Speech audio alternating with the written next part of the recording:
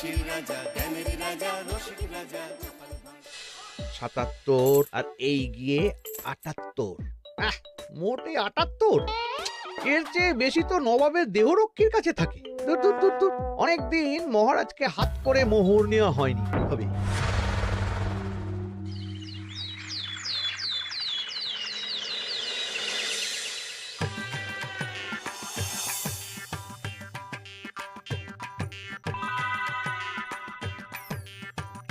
কই গো, কিছু কি ঠিক করলে? রাজকুমারের জন্মদিনে কি উপহার দেবে? হ্যাঁ গো, পেয়েছি, এই দেখো। উমা, এই যে তোমার ছোটবেলা সোনার আংটিখানা। হ্যাঁ গিন্নি, ঠিক ধরেছ। যেটুকু যা গয়না ছিল সবই তো দেওয়া হয়ে গেছে, নহে বিক্রি হয়েছে। আর তো কাউকে কিছু দেওয়ার নেই, তাই ভাবলাম এটাই উপহারে দিই। সে ভালো ভেবেছো। বেশ, আসি তাহলে, ওদিকে সবার দেরি হয়ে যাচ্ছে গিন্নি।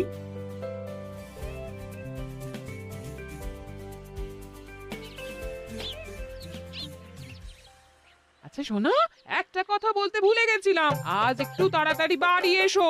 শাড়িওয়ালাকে আসতে বলেছি দুপুরে। আবার শাড়িওয়ালা কেন? আরে তুমি ভুলে গেলে, সামনে আমার বোনদির বিয়ে, তার জন্য নতুন শাড়ি লাগবে না গো।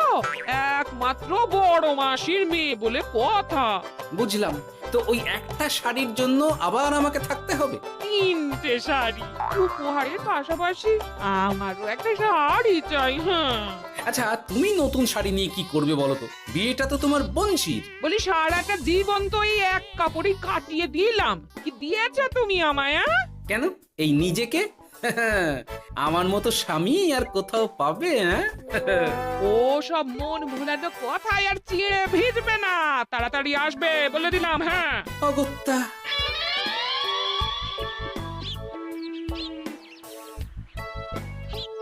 দূর, গিন্নিরও যত কথা সব বেরোনোর সময়। আবার তাড়াতাড়ি ফিরেও আসতে হবে শাড়ির জন্য।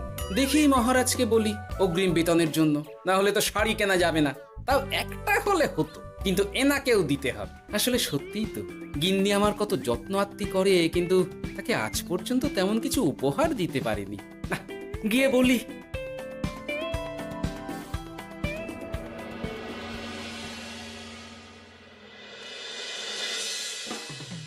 রাজকুমারীর জন্মদিন উপলক্ষে যে আপনারা এত উপহার এনেছেন তার জন্য অনেক ধন্যবাদ। আপনাদের সকলের আশীর্বাদ ও ভালোবাসা আমি রাজকুমারের কাছে পৌঁছে দেব। এ আর এমন কি মহারাজ, জানেনই তো রাজকুমার আমাদের সকলের কাছে কত প্রিয়। ঠিক ঠিক। কিন্তু আমি অবাক হচ্ছি, আপনার প্রিয় গোপাল জন্মদিন ভুলে গেছে দেখে। এখনো পর্যন্ত তার কোনো পাত্তাই নেই। হ্যাঁ তাই তো, গোপাল আসেনি কেন? এসে গেছি মহারাজ। তা বলি, এসে তো উদ্ধার করে দিয়েছো। আজ রাজকুমারের জন্মদিন, সে কথা কি মাথায় আছে? ক্ষমা করবেন মহারাজ, আসলে ওই রাজকুমারের উপহার আর গিন্নির আবদার এসবের জন্যই আমার দেরি হয়ে গেল আর কি।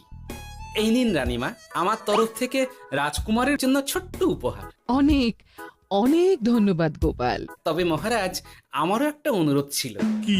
আমাকে যদি অগ্রিম বেতন হিসাবে কিছু মোহর দেন, তাই নিয়ে আমাকে একটু তাড়াতাড়ি বাড়ি ফিরতে হবে। উনি বলবেন আর ওনাকে দিতে হবে, মামা বাড়ির আবদার।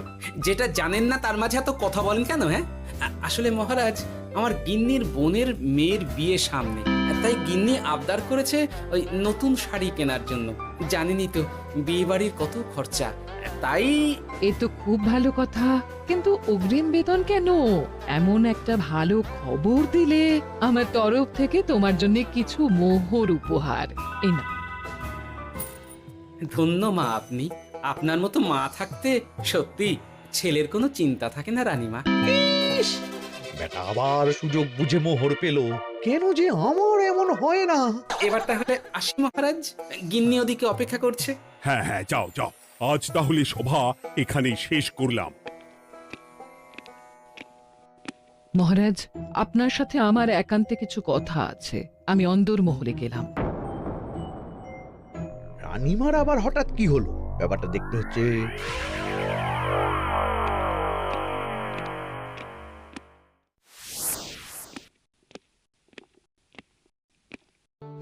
আজ আমি বুঝতে পারছি আপনি আমাকে একদম ভালোবাসেন না মহারাজ। ও কি কথা বলছো রানী? একদম ঠিক বলছি। নিজের গিন্নির আবদার মেটানোর জন্য গোপাল কত ভাবে, নতুন শাড়ি কিনে দেবার জন্য অগ্রিম বেতন অব্দি চাইলো, আর আপনি? আমি তো রাজা, আমি কেন বেতন চাইবো? সেটাই তো, রাজা হয়েও আপনি কখনো এমন কিচ্ছু করেননি, কিচ্ছু না। আহা, রাগ করে না। আমি তোমাকে সব থেকে সুন্দর শাড়ি উপহার দেব, একেবারে সোনার সুতোর কাজ করা মুক্ত বসানো শাড়ি। এমন শাড়ি কেউ কখনো দেখেনি। ও মা, সত্যি? আচ্ছা, এই ব্যাপার। গোপালের কথা শুনে এবার মহারাজ ও রানীমাকে উপহার দেবে? ধুর, আমারই ভাগ্যটা খারাপ।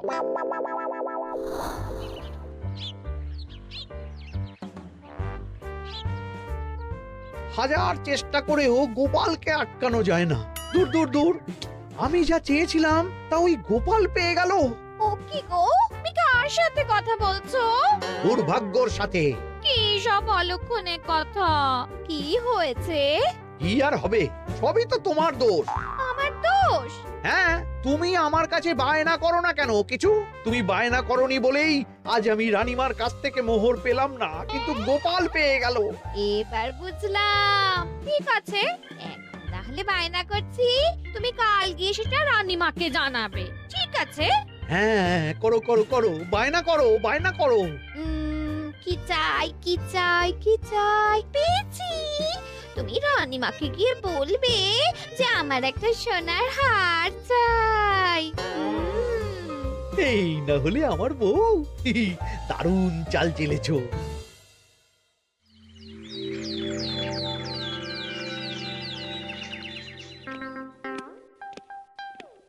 কি গো মন্ত্রী, আজ যে তুমি দেরি করলে বড়।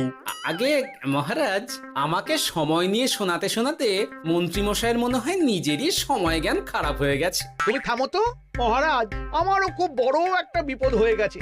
একমাত্র রানীমাই আমাকে বাঁচাতে পারবেন।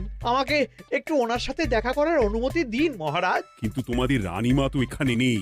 আসলে জানোই তো যে কুমার অনেক দূরে থাকে, তাই গতকাল রাতেই রওনা দিয়েছে। সে কি, রানীমা নেই? এবার কি হবে আমার? কেন কেন কেন, কি হয়েছে? আসলে মহারাজ, আমার বউ আমার কাছে সোনার হার গড়িয়ে দেওয়ার বায়না করেছে, তাই আমার। বুঝেছি বুঝেছি, চুপ করো তুমি। এখন তোমাকে মোহর দিতে পারবো না। কেন মহারাজ? পরের মাসে দিতে পারবো। আসলে তোমাদের রানীমাকে সোনার সুতো দিয়ে কাজ করা এক শাড়ি উপহার করেছি সদ্য, যার জন্য অনেক খরচ হয়ে গেছে। তাহলে আমার সোনার হার পরের মাসে গড়িয়ে দিও। এটা তো ঠিক না। গোপাল আপনার প্রিয় বলে যখন যা চায় তখনই সাথে সাথেই পেয়ে যায়, আর আমার বেলায় এমন। এমন কোনো ব্যাপার নয় মন্ত্রী। মহারাজ, আপনি বরং আমাকে দেওয়া মোহরগুলো আমার অগ্রিম বেতন হিসেবে ধরুন, না হলে মন্ত্রীমশাই এমন অভিযোগ বারবার করবেন। আহা গোপাল, তোমাকে তো স্বয়ং রানীমা উপহার দিয়েছেন, এসব কিছু করতে হবে না। যেমন আছে তেমনই থাক। ঠিক আছে, আমিও দেখে নেব পরে। কি দেখে নেবে মন্ত্রী? না না, ও কিছু না মহারাজ, পরেই দেখে হার গড়ানোর কথা বলছি। না, মন্ত্রীর হাবভাব মোটেই ঠিক ভালো লাগছে না। বেটা মনে মনে নিশ্চয়ই কোনো ফন্দি আটছে আমার বিরুদ্ধে। কিছু একটা করতেই হবে। গোপালের ওই মোহর উপহার পাওয়াটা আমি কিছুতেই মেনে নিতে পারছি না। একটু মাথা খাটাই, একটু মাথা খাটাই। উপায় পেয়েছি। আমাকে এখনই নবাবের কাছে গিয়ে মহারাজের নামে বলতে হবে।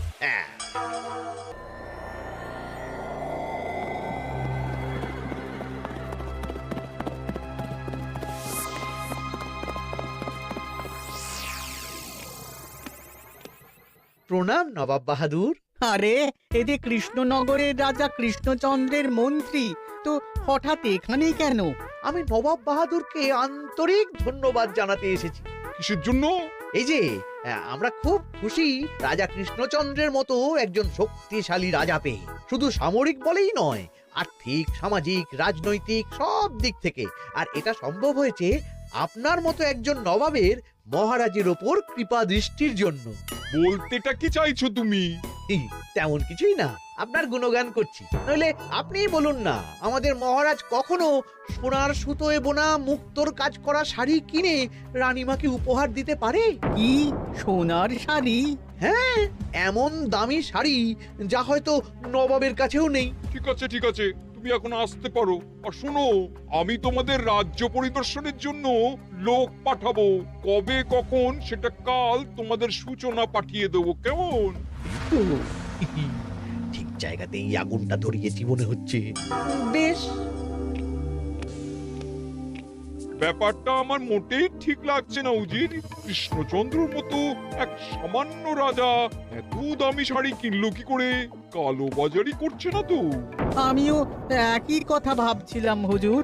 এক কাজ করো, কালকে কৃষ্ণনগরে খবর পাঠাও। 2 দিন পর রাজকার্য পরিদর্শনের জন্য তুমি সেখানে যাবে। সব খতিয়ে দেখবে, আর কিছু বেগতিক বা গরমিল দেখলে সেটা বাজেয়াপ্ত করে নেবে, কেমন? আজ্ঞে হুজুর।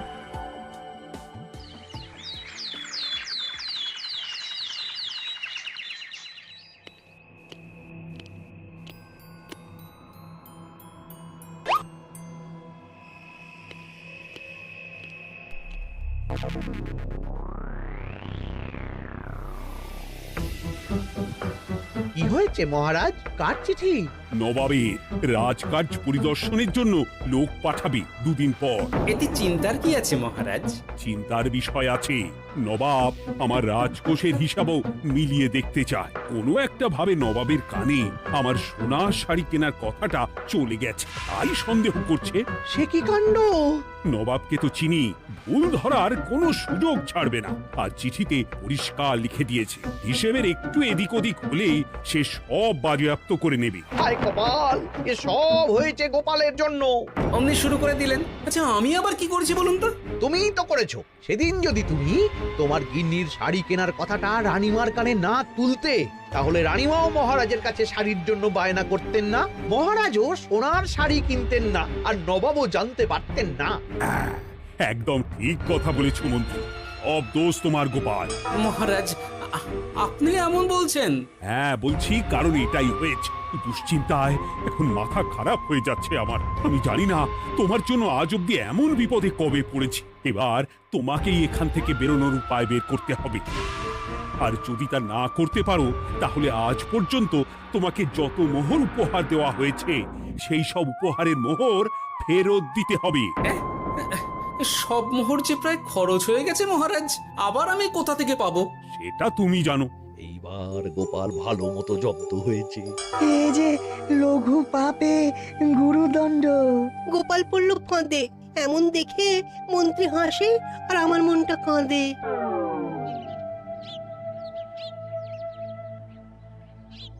এখানে বসে কি করছো গো গিন্নি? এসে পড়েছ? ওমা, তোমার মুখটা এমন শুকনো দেখাচ্ছে কেন? আর বলো না, এই হিসেবের ঠেলায় সবকিছু বেহিসাবি হয়ে যাচ্ছে একেবারে। আচ্ছা, তুমি কি করছিলে ওই রসিদগুলো নিয়ে?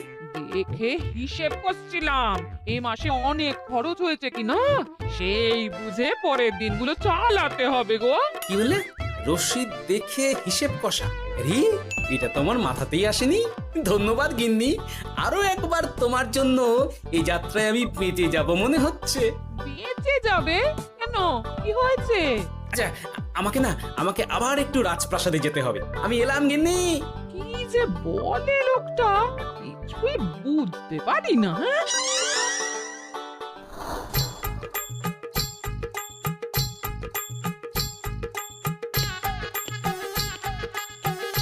আসতে পারি মহারাজ? এ কি গোপাল, তুমি? আর কোনো চিন্তা নেই মহারাজ, নবাবকে হিসেব বোঝানোর উপায় পেয়ে গেছি। কি বলছো? কি উপায়? এই দুদিনে আপনি শুধু সকল প্রজাদের কাছ থেকে পুরনো রসিদ সংগ্রহ করুন, তাহলেই কেল্লা ফতে। তাই নাকি? আর নয়তো কি?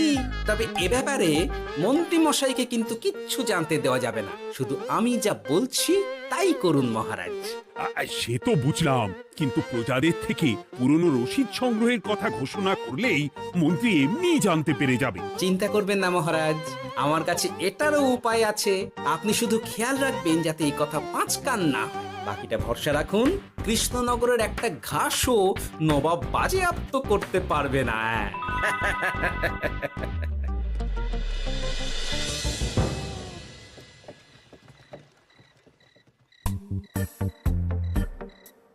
গোপাল দাদু আমরা সব চলে এসেছি। ভালো সময় এসেছিস, তোদের দাদুর ভবিষ্যৎ এখন তোদেরই হাতে। আপন করে বলছো কেন দাদু? আমরা থাকতে তোমার কিচ্ছু হবে না, শুধু বলো না কি করতে হবে। জানি তো, তোদের যেটা করতে হবে সেটা হলো সবার বাড়ি বাড়ি গিয়ে পুরনো রসিদ সংগ্রহ করতে হবে। এই ব্যাপার, এটা আর এমন কি? কিন্তু কেউ যদি জিজ্ঞাসা করে কেন চাইছি, তখন বলবি যে ওই গোপাল দাদু ওই টোঙা বানাবে বলে পুরনো কাগজ চাইছে। আচ্ছা আমরা এক্ষুনি নিয়ে আসছি।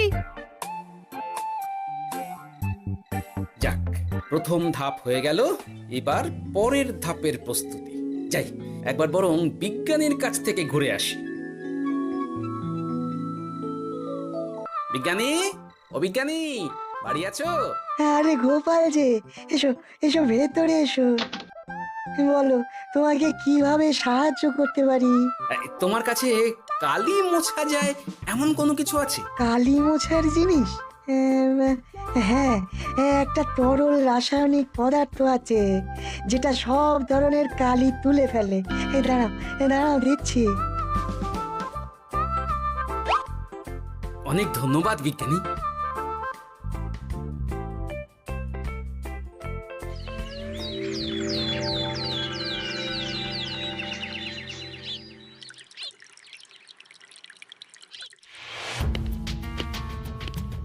আসুন আসুন, আপনার জন্যই তো অপেক্ষা করছিলাম। তাই নাকি? এতটা পথ উনি এসেছেন, আগে ওনার জন্য শরবত ও মিষ্টির ব্যবস্থা করি। এই যে মহারাজ, আমি জল মিষ্টির ব্যবস্থা করে এনেছি, এটাও সাথে নিন। এটা কি? কেন, হিসেব ভোলা ময়রা পাঠিয়েছে এই মিষ্টি ও শরবতের দাম। এর মধ্যে এই কাজের সাথে যুক্ত ভোলা ময়রা আর তার পরিচারকের পারিশ্রমিকও যুক্ত আছে। হ্যাঁ, আসলে আমাদের মহারাজ তো প্রতিদিনের খরচ খুব হিসেব করে চলেন, তাই। ও, আমি একটু বসবো? নিশ্চয়ই, ওই তো ওদিকে বসার জায়গা। আপনি কি হাওয়া খাবেন উজির সাহেব? তাহলে রশিদে ওটাও যুক্ত করব। মশকরা হচ্ছে? আহা, রেগে যাচ্ছেন কেন? আপনার সাথে মশকরা করার মতো স্পর্ধা আমার নেই উজির সাহেব।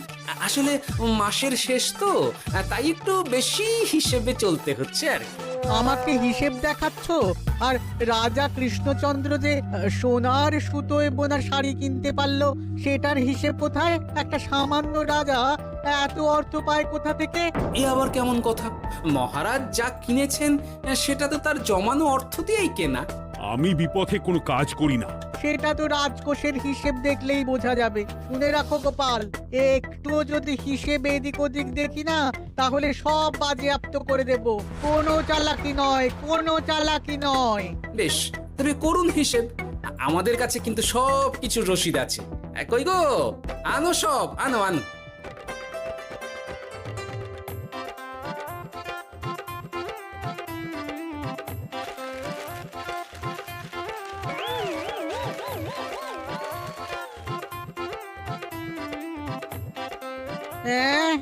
এত রসিদ?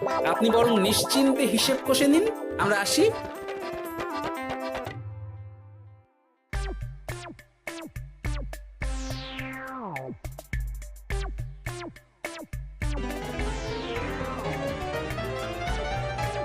বাবারে, এত হিসেব কষে কষে তো মাথা ঝিমঝিম করছে, খিদেতেও পেট চুই চুই করছে।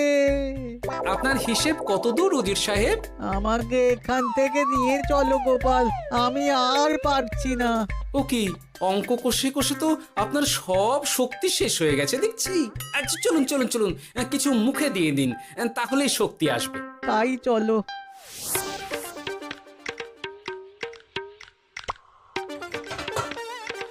নিন, এটা হলো দুপুরের খাবার, আনাজ মশলা এমনকি রান্নার ঠাকুরেরও পারিশ্রমিকের হিসেব।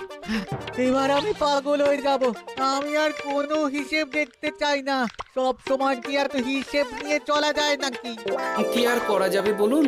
হিসেবে না চললে আপনি তো মহারাজের উপার্জনের উপর সন্দেহ করবেন, আর বেশি খরচ হলেই সম্পত্তি বাজেয়াপ্ত করবেন।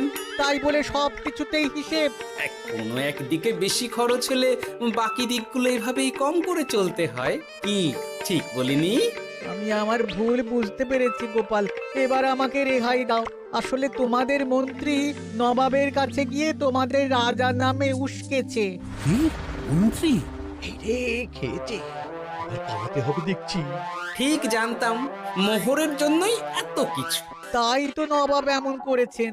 বেশ, এবার আমি ফিরে গিয়ে নবাবকে সব জানিয়ে দিচ্ছি। সত্যি গোপাল, তোমার তুলনা হয় না। আর মন্ত্রী, আগে মহারাজ, তুমি যা করেছো তার কোনো ক্ষমা নেই। তোমার জন্যই আমার এত হয়রানি হয়েছে। ভুল হয়ে গেছে, আমাকে ক্ষমা করে দিন মহারাজ। গোপালের ওপরে হিংসে করে এমন করেছি, আর হবে না। একটা সুযোগ দিন মহারাজ। হ্যাঁ মহারাজ, সুযোগ দিয়েই দিন। বেশ, তবে তোমার শাস্তি হলো রানীমাকে আমি যে সোনা শাড়ি কিনে দিয়েছি সেটার পুরো দাম তোমাকে আমায় দিতে হবে।